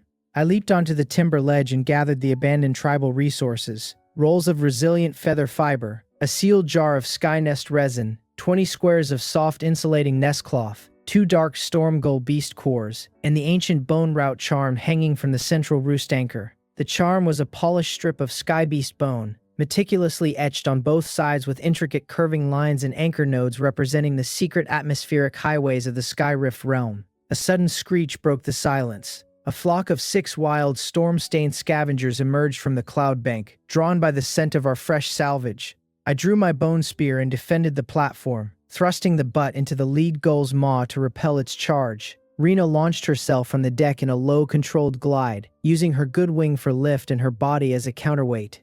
She landed squarely on the back of a second gull, driving her talons into its wing joint. To prevent her from falling into the storm layer below, I snapped my sharpened bell chain to her harness carabiner, anchoring her securely to our deck rail. When the dying gull dragged her over the ledge, the chain snapped taut, swinging her safely through the air and allowing her to vault back onto our deck. I hurled the bone spear on a feather fiber tether, impaling the third gull through the chest and harvesting a third storm gull core, as the remaining scavengers scattered into the mist. Back on the deck, I used the fresh, high-grade feather fiber to rebind Rena's fractured wing, creating a multi-layered reinforced splint that matched her tribe's ancestral healing pattern. 2 revolutionary blueprints unlocked in my panel: the feather rope tether, a high-strength partnered safety harness with a quick-release bone pin, designed specifically for cooperative aerial maneuvers, and the glider side sail, a 2-meter triangular canvas wing mounted on a hardwood spar with storm gull cores as ballast weights, granting our vessel the ability to bank, dive, and execute tight 40-meter turns. I crafted and installed both immediately. I took the steering rope, hauled down on the line, and tested the sail. The balloon banked smoothly into the cross-current, carving a precise 40-meter arc through the sky before leveling out with absolute stability. We were no longer merely drifting on the wind. We were flying. 40 minutes into our southwest heading, the warning panel flashed from yellow to amber, then locked into a crimson alert. 2 high-speed hunter skiffs emerged from the cloud bank on an intercept vector, sent ahead by Zhang Muyol's network to cut off our escape. They moved in a classic pincer formation, one skiff guarding our upper ascent, the other cutting off our lower dive, aiming to bracket us in the center. "Brace yourself," I told Rena. She clipped her harness tether to the deck rail and crouched low. I threw the steering rope into a steep bank and cut the burner to a flicker, sending our balloon into an apparent uncontrolled dive. Both hunter skiffs immediately took the bait, banking downward to cut off our descent path. The moment they overcommitted, I slammed the burner wide open and hauled the glider side sail into a tight inside turn. The vessel caught the updraft, rocketing up out of the dive and banking cleanly over the top of both skiffs. The hunters drifted beneath us in total disarray, their steering blades unable to match our tight turn radius. I brought our hull directly above the first skiff, dropped my salvage hook, and ripped the auxiliary fuel sack straight off its rear deck. Deprived of fuel, the first skiff stalled and began descending into the lower cloud bank. Rena vaulted over the rail on her tether, landed on the second skiff's deck, and slashed its primary steering cable with one clean swipe of her claws before our safety line reeled her back to safety. With both skiffs disabled, I brought our balloon to a hover above the drifting lead skiff, held the stranded crewman at spear point, and stripped its valuable deck hardware: an intact auxiliary burner, replacement canvas, 6 structural iron bolts, and a compact swivel-mounted deck harpoon. After pulling away into the safe current, I installed the basket-mounted harpoon directly onto our reinforced deck rail, giving our vessel an 80-meter offensive striking range. The system registered our progress with a quiet update: vessel class pending review for arc evolution. I sat beside the newly mounted cannon and pried open the metal map case salvaged from the skiff's deck. Inside was a detailed navigation chart hand-drawn by Zhang Muyol on pressed resin parchment. It mapped the treacherous upper boundaries of the storm maw, marking 3 specific structural ruins. Two of the locations were crossed out, but the third was circled in heavy ink, the fallen arc rib. An accompanying note in New Yul's handwriting outlined an upcoming expedition. 3 winch teams, 2 cannon barges, 15-day window before storm season closes. The fallen arc rib, Rena whispered, leaning over the chart. It is an ancient ruin from before my tribe was born. A colossal, petrified frame bone the size of a floating citadel, resting within a lightning-locked storm pocket. The wood never rots, and it holds infinite atmospheric charge. And New Yul is coming for it, I said. His 15-day window is open right now, she added, her amber eye meeting mine. I folded the map, stowed it securely inside my jacket beside the bone root charm and the queen feather, and gripped the steering line. Then we get there first, I said. I adjusted the glider side sail, banking our vessel into the deep purple currents of the storm maw edge, charting a direct course toward the legendary arc rib. The vessel held its new northwest heading for the better part of an hour before the atmosphere began to shift. The thermal cross-current that had carried us away from the ruined roost gradually thinned. The cloud bank below ceased its smooth rolling rhythm, and the high sunlight filtering down from the floating citadels took on a cold, brittle edge. I kept a light grip on the steering line. The glider side sail caught the thinning draft with a firm, steady pull, while the stable burner core hummed quietly, sipping vapor from the air crystal cluster at a remarkably slow rate. I checked our status under my breath. Altitude was 600 meters, the storm boundary was 400 meters below and holding, and our lift time sat comfortably at 3 hours and 40 minutes. Every patch on the canopy was holding firm, and our reinforced deck handled the weight of our new harpoon mount without a creak. The numbers were clean, but the sky ahead was anything but safe.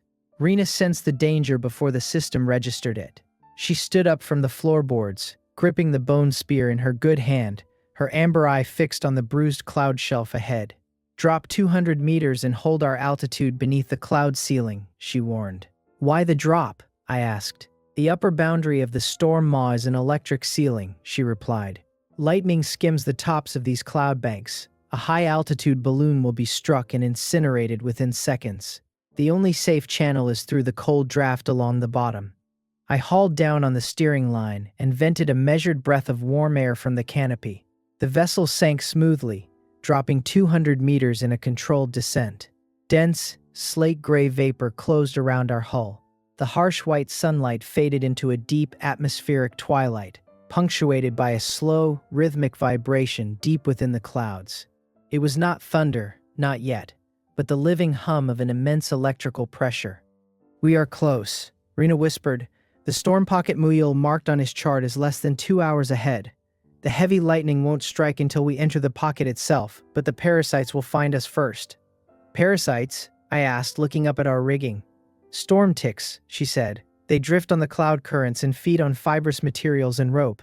They track the heat of living vessels, and they will swarm our canvas before we see them coming. I scanned our equipment. The underslung storage net hung full beneath our deck.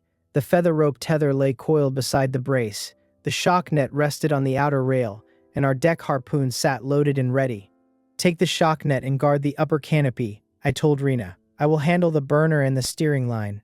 She gave a sharp nod and moved into position. The first parasite struck 30 minutes later. I did not see it land. I heard it. A dry metallic click echoed across the upper canvas, followed by the sound of sharp claws scraping along a reinforced seam. I looked up. Clinging to our canopy was a flat, six-legged creature, the size of a dinner plate, covered in slate-gray chitin, with a circular maw lined with serrated, needle-like teeth. It was actively chewing through the feather quill seam I had reinforced after our gull fight. Before I could raise my spear, Rena reacted with lethal efficiency. She flared her good wing for balance, whipped the shock net overhead, and draped the conductive mesh across the creature's back. The residual charge popped with a bright flash of blue light. The parasite convulsed, stiffened, and tumbled off the canvas, landing with a dull thud on the outer deck rail. Rena snatched the dead creature by its carapace and dropped it into our salvage tray. A quiet notification confirmed the haul. 1 storm parasite core, an energy-dense component compatible with advanced system conversions. 2 more parasites landed on the upper crown, while a 4th crawled along the lower rim where the canvas met the hot brass burner mount. Take the canopy, I called out. I will clear the burner. A parasite chewing near the burner intake could rupture our fuel feed in seconds. I vaulted onto the deck railing, holding the safety rope with my left hand and thrusting the bone spear with my right. The parasite was gnawing frantically at the heated fabric, oblivious to the flame. I drove the spear's hardened bolt tip straight through its flat carapace with a satisfying crunch. I scraped the dead husk off the brass ring, letting it drop into the salvage tray beside the first. Above me, Rena cleared the remaining 2 parasites with 2 swift sweeping strikes of the shock net, dropping both carcasses onto the deck. The salvage tray registered 4 parasite cores, immediately unlocking a new utility recipe in my panel. Lightning warning dust, which combined parasite cores with conductive moth dust to create a proximity warning powder that reacted 4 seconds before an incoming lightning strike. I climbed down and inspected our canopy. The outer seam was frayed, but the inner structural lining remained fully intact. I retrieved my bone needle, a spool of feather thread, and the tribal bobbin from my repair kit. Sitting on the hardwood rail, I reinforced the damaged stitches with tight crisscrossing loops. During the repair, 2 more stray parasites attempted to board our hull. Rena intercepted both effortlessly with the shock net, bringing our harvested core count to 6. An hour later, the dense mist parted. The gray cloud ceiling opened into a vast, shadowy cavern of open air, revealing the ancient ruin suspended within the heart of the lightning-locked pocket. It was colossal. A single, sweeping structural rib carved from ancient petrified arc wood, the size of a floating war fortress, hung suspended in the electric twilight. Its dark timber was smooth and weathered, pitted along the upper ridge where centuries of storm parasites had failed to pierce its grain. Running along the inner curvature of the rib was a deep, rhythmic sapphire luminescence that pulsed in perfect synchronicity with the atmospheric heartbeat of the storm. The wood was alive. A system alert confirmed the discovery. Arc frame wood, the foundational material required for true arc evolution. Rena stood at the railing, staring in stunned silence. She had grown up hearing the legends of her elders, but seeing the immense living timber in person left her breathless. I brought our vessel alongside the outer curve of the rib, using the glider's side sail to bleed the turbulence generated by the surrounding lightning fields. I spotted a clean, flat expanse of living timber along the outer face, roughly 20 meters from the tapered tip. The system blueprint specified the exact extraction parameters: a single structural beam measuring 2 meters in length, half a meter in width, and a quarter meter in depth, harvested cleanly from the outer living grain without piercing the core. I lacked a dedicated lumber saw, but I had something just as effective. I retrieved the salvaged skiff burner mount from our storage net. Built into its swivel pin was a razor-sharp steel trimming blade designed for field repairs. I unbolted the pin, wrapped the blunt end in canopy cloth and feather thread, and fashioned a sturdy, palm-sized parting blade. Hold our hover against the cross-current, I instructed Rena. She gripped the steering line with unwavering focus, keeping our hull locked 3 meters off the timber face. I stepped onto the outer rail, pressed the steel blade against the living wood, and applied my full weight. The ancient timber hummed softly beneath the steel. The blade bit clean, sinking a finger-width deep into the dense grain. I worked the line smoothly, scoring a straight 2-meter channel along the outer face. The downdrafts tugged at our hull, but the stable burner core compensated with effortless precision.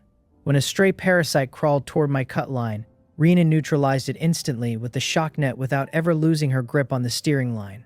I was halfway through my second pass when a faint, raspy sound echoed from within the hollow curve of the rib. It was not the scraping of a parasite or the groaning of wood. It was the fragile, rhythmic breathing of a living being trapped in deep hibernation. I paused my blade and looked across the inner curve. Nestled inside a shallow bowl-shaped cavity 6 meters along the timber was a luminous silver-gray silk cocoon the size of a curled human body. At the upper apex of the cocoon, a delicate breathing seam parted and closed with every faint breath drawn within. Surrounding the cocoon was a dense swarm of 30 storm parasites, methodically gnawing their way through the outer silk layers. The ring was already halfway through the protective casing, threatening to breach the interior within minutes. Rena leaned over the rail, her amber eye narrowing. Someone is inside. The parasites are chewing through the inner silk. I see them, I said, climbing down from the rail. A direct assault with the spear was too slow, and the shock net lacked the area of effect to clear 30 parasites at once without electrifying the cocoon itself. They needed fire. The stable burner core possessed an emergency side vent capable of projecting a controlled tongue of flame, but directing raw fire at the cocoon would instantly incinerate the delicate silk and its occupant. Then I noticed the fine, shimmering powder coating the outer threads of the cocoon. It was silver gray moth dust, naturally shed from the silk. I laid the shock net flat on the floorboards, emptied 4 harvested parasite cores onto the mesh, and bound them tightly in feather thread and canopy cloth scraps to prepare our lightning warning dust. "Rena, bring our hull within 3 meters of the inner curve," I ordered.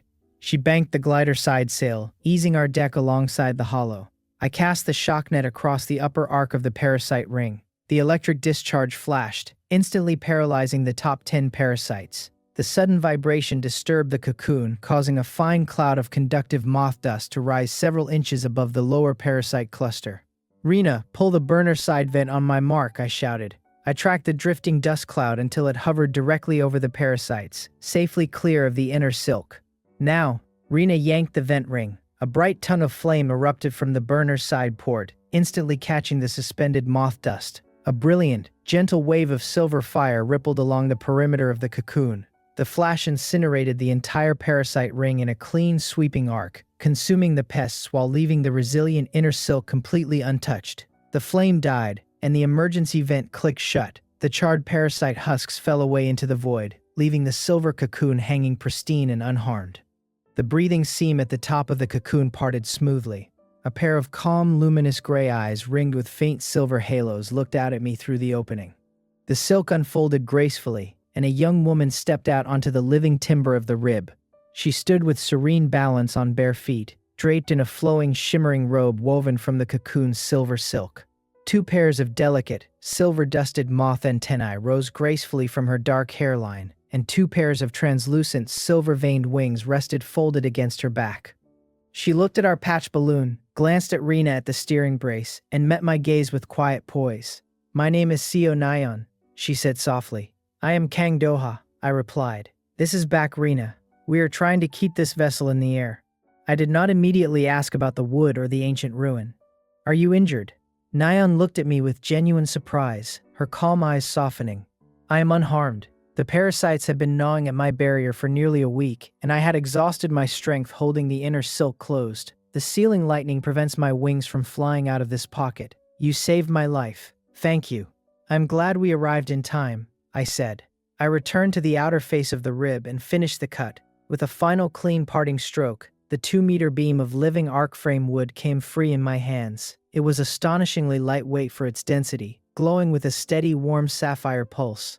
I lowered the timber onto our deck, securing it firmly along the inner frame between our burner mount and the storage net. A system notification confirmed the acquisition. Arc frame wood successfully secured, priming the vessel for arc evolution. I turned back to Nyan. "I took this wood because our vessel needed a structural foundation to survive. If you want it returned to your home, I will leave it on the ledge." Nyan smiled gently. "The silk is my true home, not the petrified timber. The living rib will heal this cut within 3 storm seasons. A single beam is a minor price for clearing the swarm. Where will you fly next?" "Out of this lightning pocket, then west towards safer skies," I said. "Allow me to guide your vessel through the ceiling," Nyan offered. "The safe channels through the lightning move with the atmospheric pulse of the clouds. I can see the openings clearly. Attempting to breach the upper boundary blindly will incinerate your canopy. We would be grateful for your guidance," I said. Nyan stepped lightly onto our deck, taking her place at the bow. She presented me with a folded length of shimmering storm silk and a measured pinch of silver moth dust she had shed from her antenna. I combined the moth dust with our parasite cores, completing the lightning warning dust and clipping the enchanted pouch to our outer rail beside the harpoon mount. I opened the Arc Evolution interface. The panel listed all verified components: arc frame wood, storm silk, and 6 parasite cores. Only one final prerequisite remained unfulfilled: one living wind oath from a skyborn. A wind oath was a sacred, permanent spiritual bond granted freely by a native of the sky, linking their atmospheric sensitivity directly to the vessel's core. I closed the panel immediately. "I will not demand an oath from either of you," I said firmly, looking at Rena and Nyan. "This balloon has carried us this far on patches and determination. I will not force a binding that harms the giver." Rena stepped away from the steering line, crossing the deck to sit beside me. "A wind oath granted with a clear, honorable covenant does not harm the giver," she said evenly. "A covenant with a captain who refuses to trade demi-human feathers, nests, or eggs on the sky market is a bond I will gladly forge." "I give you my word," I replied. "I have never sold those things, and I never will." I opened the Arc Evolution interface and inscribed the binding covenant directly into the vessel's permanent charter. Rena placed her good hand flat against the glowing surface of the arc frame wood. She spoke the ancient oath in her tribal tongue, then repeated it clearly in the common speech, binding her wind sensitivity to our hull for as long as our covenant stood. Neon knelt beside her, draping a circle of silver storm silk around Rena's hand to insulate the bond against extreme lightning pressure. The arc frame wood pulsed with brilliant sapphire radiance. Golden light rippled through the floorboards, expanding through the frame. A whistling shriek tore through the mist above us. A heavy iron chain harpoon plummeted from the clouds, its barbed head biting deep into our reinforced outer rail. The chain snapped taut, pitching our deck 20 degrees as a distant warship began hauling us toward its cannons. Jang Muyul had tracked our evolution pulse. I did not break the evolution ritual. Rena and Nyan held their positions, maintaining the oath circle as the magic surged through the timber. Beneath our boots, the hardwood expanded steadily. The outer rails extended, the bow and stern platforms lengthened into solid casting decks, and the structural bracing hardened into petrified arc-grade timber. The vessel was sliding rapidly along the chain toward Muyul's warship. I sprinted to our deck harpoon on the opposite rail. I swiveled the iron mount, sighting along the tension line toward the heavy connector ring linking the chain segments 30 meters out.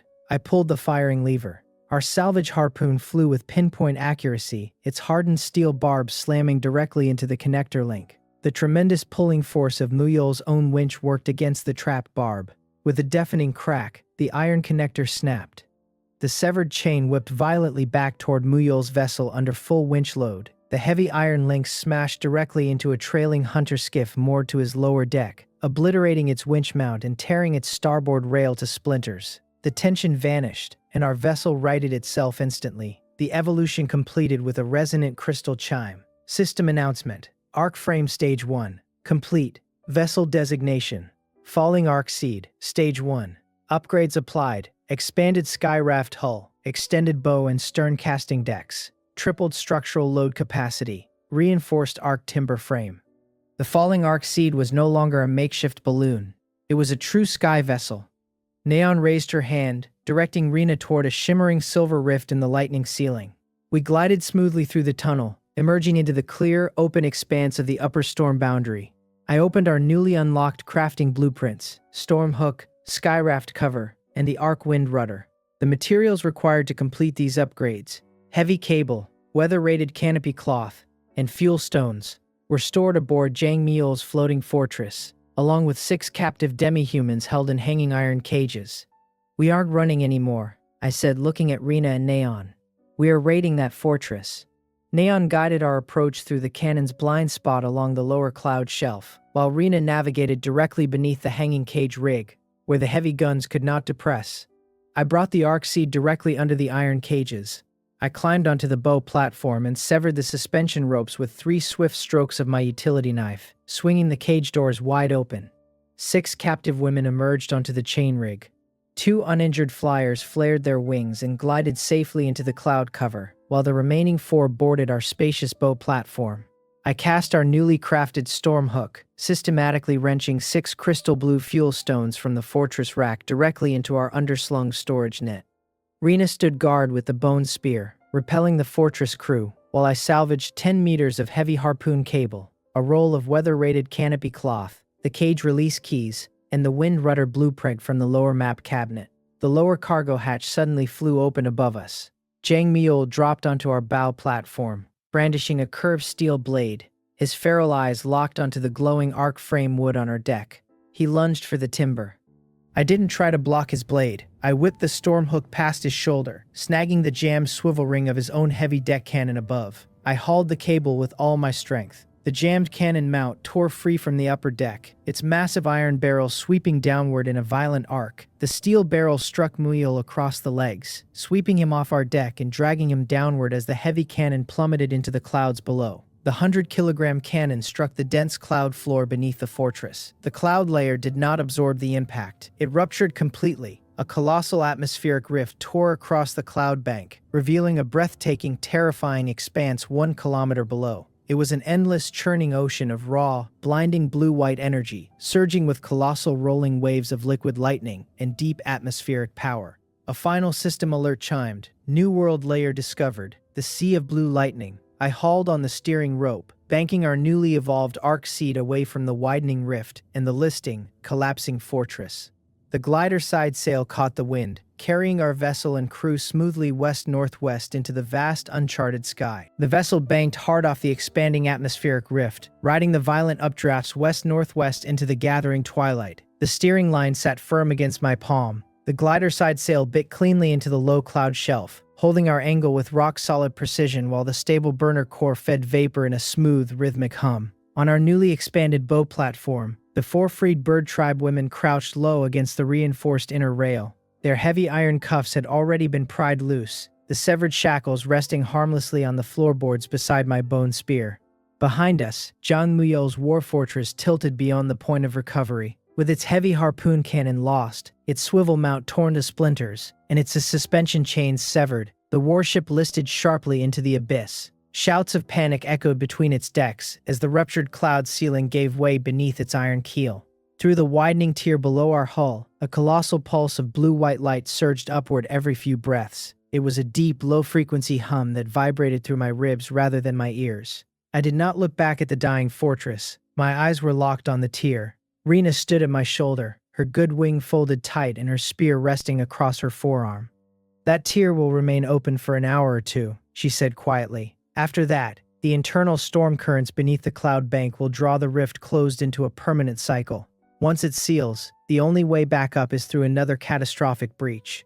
"What do you see down there?" I asked. "Slow-moving light," she replied, her amber eye narrowing. "In storm country, slow light is dangerous. It means the electrical charge has the density to linger and cling to a hull."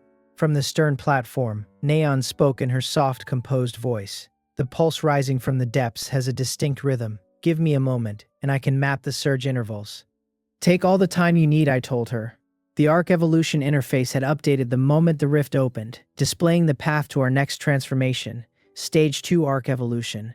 3 critical objectives were required. First, harvest a storm-charged crystal from the Sea of Blue Lightning to complete the Arc Wind Rudder. Second, harvest a Thundergrade hide from an Apex Storm Beast to forge Storm Skin plating.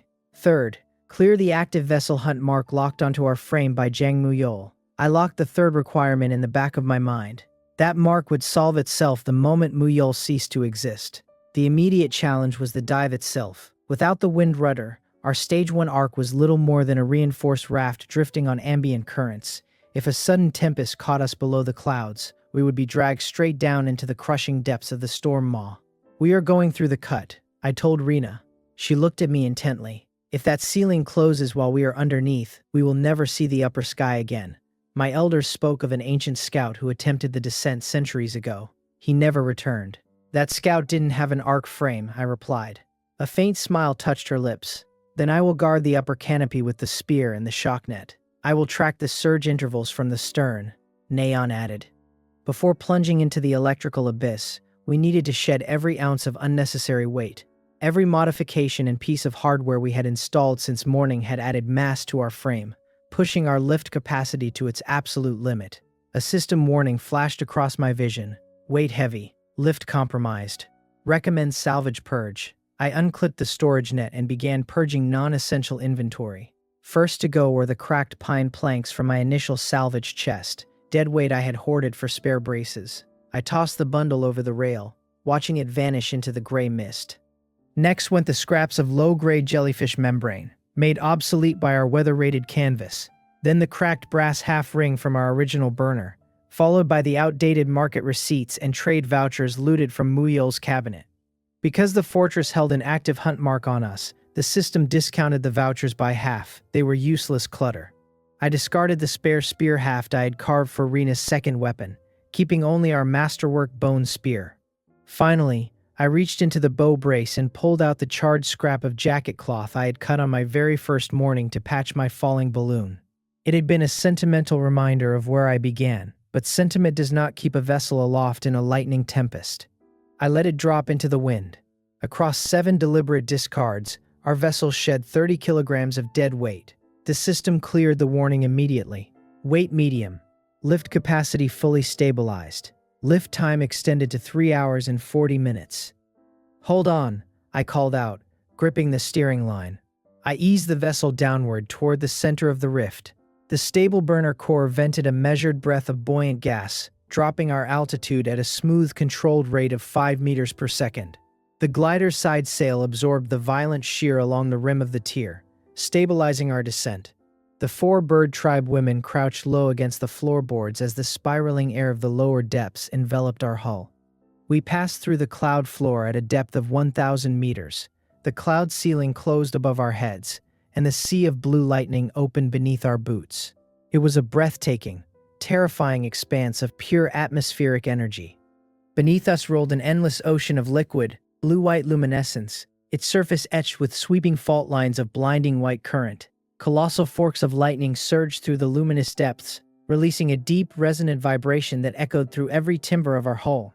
There was no shore, no islands, only an infinite expanse of raw electrical power. I leveled our vessel 400 meters above the glowing surface. Dropping any closer risked drawing arc strikes directly into our burner core. The salvage marker pulsed in my field of vision, identifying 3 glowing mineral signatures suspended near the surface. One 100 meters off our bow at 50 meters depth, another 200 meters to starboard, and a third far astern. The bow node was the closest and most accessible. "Nyan, call the surges," I said, banking the vessel toward the target. "A massive electrical discharge will erupt along that exact vector in 90 seconds. Nyan called from the stern. "The forks will breach 50 meters above the surface." 90 seconds is plenty of time, I replied. I grabbed the heavy harpoon cable, tied our forged storm hook to the end, and cast it over the bow rail. The weighted iron hook dropped smoothly through the ionized air, descending toward the glowing beacon. The hook struck the mineral formation with a crisp metallic click, its reverse barbs locking deep into the crystalline matrix. The salvage interface registered the catch. 1 storm-charged crystal secured. I hauled the line with rapid, practiced pulls, hoisting the prize over our bow rail in 15 seconds flat. It was a flawless, fist-sized prism of translucent sapphire crystal, humming with an internal current that mirrored the pulse of the sea below. I placed it into our inner frame beside the living arc frame wood. The 2 ancient materials resonated instantly, their frequencies harmonizing into a single synchronized pulse that vibrated pleasantly through the deck. A system prompt chimed. "Storm-charged crystal acquired. Wind rudder blueprint unlocked and primed for assembly." "Surge incoming," Neon called out. Right on cue, sweeping rings of blinding white current rippled across the surface below. A colossal wall of lightning erupted 50 meters into the air, holding its brilliant crackling barrier for 4 full seconds before receding back into the luminous tide. Suspended 200 meters above the crest, our vessel remained completely untouched. Then the beast emerged. A colossal shadow breached the glowing surface 120 meters off our bow, riding the crest of the electrical surge into the air. It was a thunder manta, an apex predator of the lower depths, measuring 8 meters across the wings and 12 meters from snout to tail. Its flat, armored back was the color of bruised slate, etched with luminous veins of liquid lightning, and its wingtips crackled with continuous electrical discharge. The manta hovered 40 meters above the surface on broad, undulating wings, its pale, intelligent eyes fixing instantly on the glowing storm silk stored in our cargo net. The beast flared its wingtips and surged straight toward the underside of our canopy. "Brace for combat," I shouted. The bird tribe women ducked flat against the floorboards. Rena leaped onto the upper rail, raising the barbed bone spear into a high guard, while Neon locked her eyes on the approaching Leviathan. "It attacks in a 3-beat sequence," Neon warned calmly. 2 slow wing beats to close the distance, followed by a violent tail whip designed to shred canvas. The tail will strike the underside of our cargo net. "I see it," I said, hauling the steering line 40 meters to starboard. The manta adjusted effortlessly, its massive silhouette closing the gap. 70 meters on the first beat, 40 meters on the second. "Draw its strike upward," I called to Rena. Nyan reached into her pouch, pulled out a handful of silver moth dust, and breathed across her palms. A shimmering cloud of conductive powder drifted into our stern updraft, rising along the upper curve of our canopy. The visual distortion shifted the manta's perception of our cargo 3 meters higher than its actual position. Rena thrust her bone spear high into the air, its storm-charged tip catching the blue-white glare of the sea and blazing like a beacon. The manta took the bait. It surged toward the glowing spear point, executing a savage full-power tail whip across our lower hull. The crackling tail sliced cleanly through empty air, missing our canvas completely. The massive beast hung momentarily motionless at the apex of its missed strike. I cast the storm hook with all my strength. The heavy iron hook flew past Rena's shoulder, burying its barbs deep into the thick, fibrous muscle notch where the manta's left wing met its body. I grabbed the trailing cable with both hands and threw my weight backward, wrapping the line around our reinforced bow cleat. The manta thrashed violently, but the reversed barbs held fast. Its frantic wing beats dragged our vessel sideways, unable to break the tether. Next surge in 20 seconds, 50 meters down on the starboard side. Nyan called from the stern. "Hold on," I yelled, throwing my full weight into hauling the cable across the bow platform. Using our deck leverage and the pull of the glider's sail, I dragged the struggling beast into a sweeping downward arc, steering its trajectory directly toward the impending surge zone. 10 seconds. Nyan counted down. 8, 5, 3, 2, now. I released the cable from the cleat, letting the final meters of line drop the thrashing manta directly into the strike zone. The surge erupted. A colossal 50-meter wall of raw, blinding lightning roared out of the sea, engulfing the manta in a towering cage of electricity. The beast's internal current overloaded in a single blinding flash. Its wings locked, its luminous veins flared white-hot, and its massive body went completely limp on the line. The lightning wall receded, leaving the defeated Leviathan drifting motionless in the air. I hauled the cable in with rapid, powerful strokes, hoisting the massive carcass onto our spacious bow platform. System notifications flooded my vision. Apex Storm Beast defeated. Thunder Manta. Loot harvested. Thunder Manta hide. 8 by 4 meters. Storm grade insulation. Petrified lightning bone. 2-meter structural core. And 3 liters of refined blue storm oil. Rena lowered her spear, letting out a long, steady breath, while the bird tribe women looked at the fallen apex predator in awe. I sat on the deck beside the carcass, wiped the sweat from my brow and pulled out my bone needle and parting blade. "Let's get to work," I said. For the next 3 hours, our crew worked with clockwork precision while hovering safely 400 meters above the electrical sea. Neon tracked every impending surge, allowing me to shift our position long before the lightning walls breached. The bird tribe women assisted seamlessly, steadying the lightning bone while I carved the hide, holding thread spools, and sealing the precious storm oil into airtight clay jars. We harvested the massive hide in a single pristine sheet, extracted the dense 2-meter lightning bone from the spine, and drained 3 liters of luminous blue oil. I turned immediately to the stern, constructing the arc wind rudder. Using 4 heavy salvage bolts from Muyol's fortress, I anchored the storm-charged crystal and the petrified lightning bone into our stern frame, binding the assembly with reinforced rope and feather thread. The crystal and the bone locked into the frame with a resonant, satisfying click. System notification. Arc wind rudder installed. Full omnidirectional steering unlocked across all atmospheric layers. I tested the rudder line. The vessel banked instantly on a quarter turn, carving a flawless, effortless arc through the air before snapping back to center with absolute stability. Next, I draped the massive Thunder Manta hide across our canopy, stitching the storm-hardened leather directly over our existing canvas using tight, overlapping seams. The hide integrated seamlessly into our lift profile, adding zero descent drag while granting our vessel near-impermeable electrical insulation. System notification. Storm skin plating installed. Lightning tolerance increased to direct short-strike grounding. With our upgrades complete, I engaged the wind rudder and steered the arc upward through the closing rift. We breached the cloud ceiling 15 minutes later, emerging back into the upper storm maw layer just as the rift sealed into a permanent current. A system alert flashed across my vision. Stage 2 evolution conditions met. Final requirement pending. Vessel hunt closure against Jang Muyol. "He's coming," Rena said, pointing toward the eastern horizon.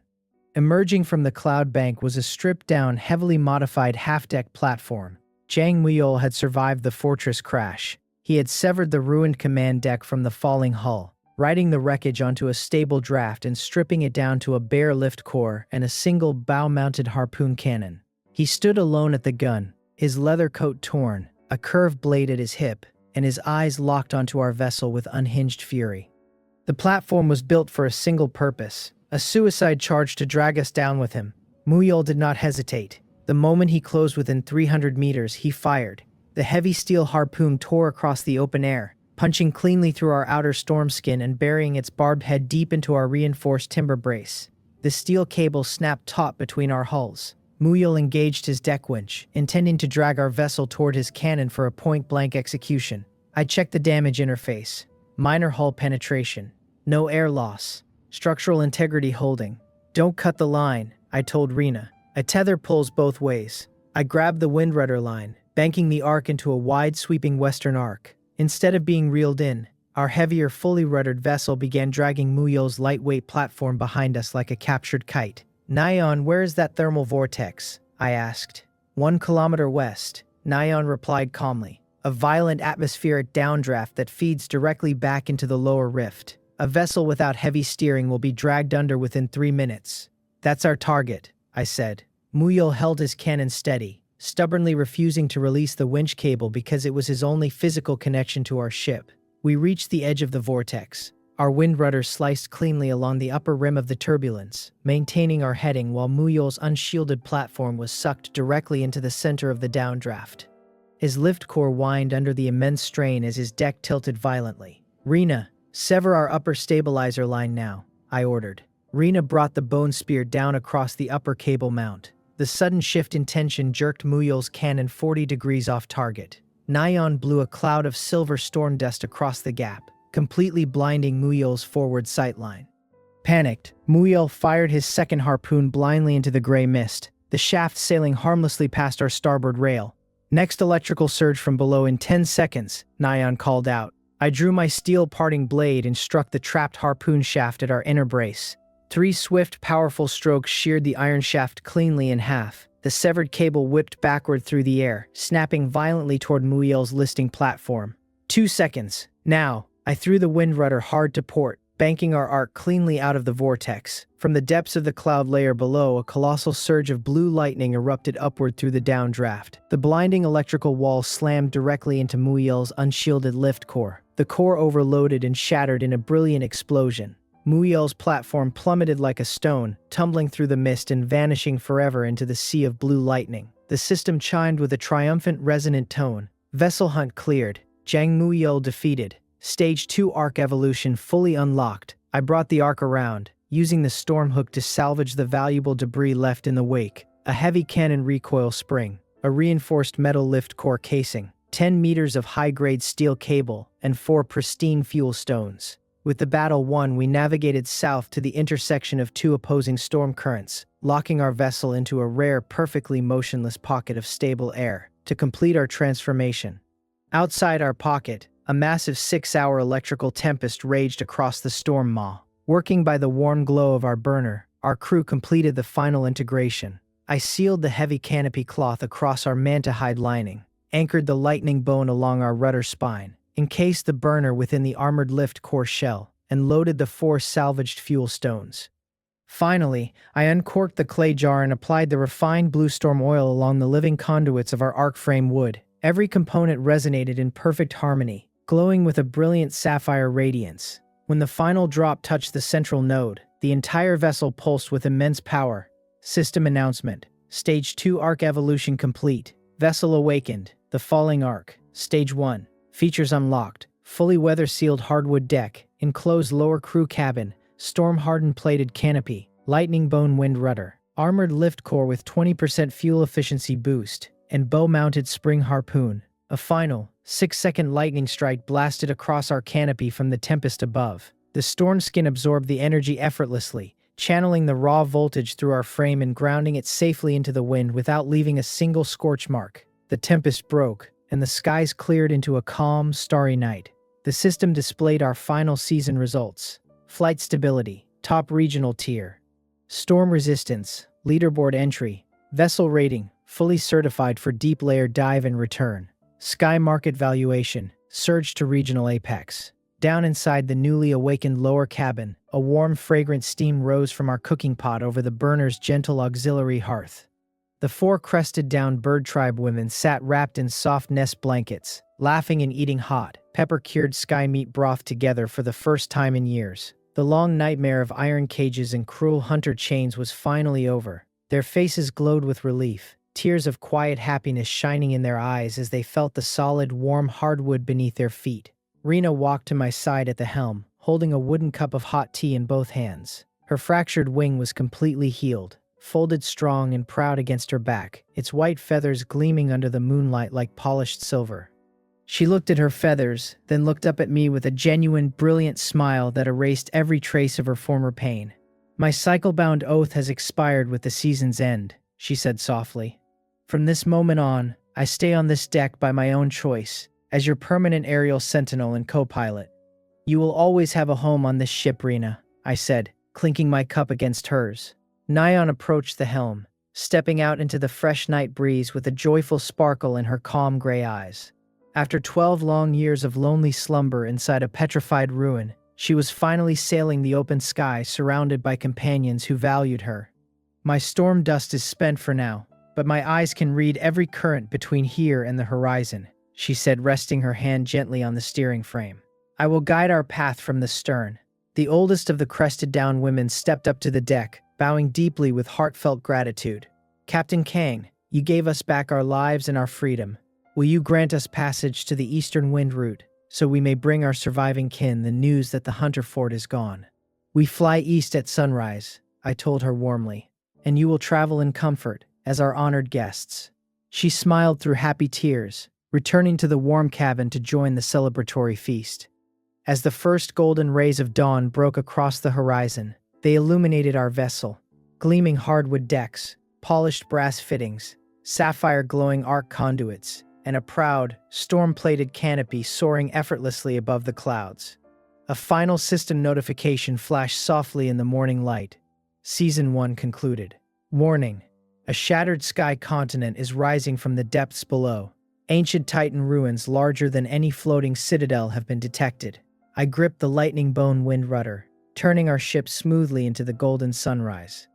On the morning I was dragged into this world, the system handed me a shredded balloon basket, 5 minutes of lift, and a starter needle and thread recipe while the abyss waited below. I didn't look up at the floating castles then. I cut a patch from my own jacket and went to work. Now, I stood at the helm of a living, awakened sky arc, surrounded by loyal friends, abundant warmth, and endless horizons.